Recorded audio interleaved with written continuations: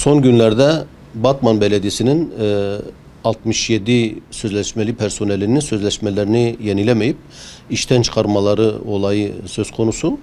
Bu hadise Batman gündemindedir. Biz de durumu araştırıp bu işten çıkarılan sözleşmeli personelle ilgili durumu kamuoyuyla paylaşmak ve belediye yetkililerine seslenmek istiyoruz. Evet, Batman Belediyesi'nin geliri Batman halkına gelen bir gelirdir ve bu gelirin güzel bir tasarrufla, güzel bir ekonomik politikayla Batman halkının hizmetinde kullanmak gerekir ve bu da birinci derecede belediye yetkililerinin sorumluluğundadır. Belediye yetkililerinin bu sözleşmeli personeli çıkarma gerekçeleri de zaten işte belediyenin borçlanmış olduğu ve bu personelin yüksek ücret aldıkları yönündedir.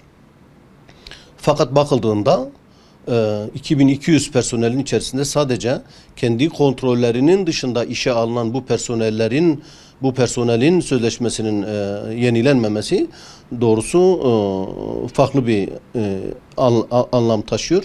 Bizim bu konuda söyleyeceğimiz şu: bu işçilerin belediye yetkililerinin kontrolünün dışında alınması, eğer onların işten çıkarma sebebi ise, bu zaten ne insanidir ne de etiktir. Bu insanlar bu belediye personel olarak alınmış.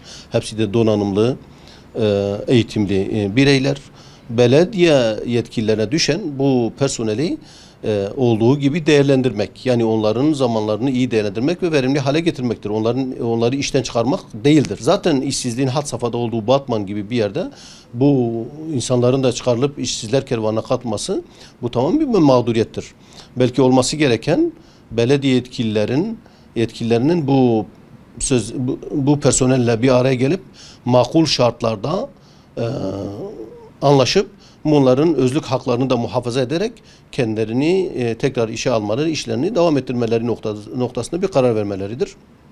Kesinlikle bizim talebimiz bu personeli işten atmak değil, bu personelin sözleşmelerini yenilemek ve tekrar işlerine döndürmektir.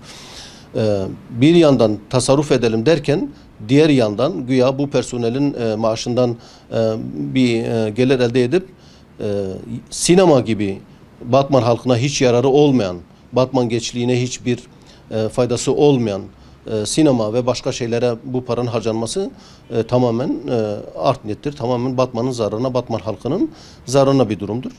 Eğer belediye yetkilileri tasarruf yapmak istiyorsa elindeki personeli daha iyi değerlendirip daha verimli şekilde çalışıp kendilerine ödenen ücreti de yine elde edebilirler.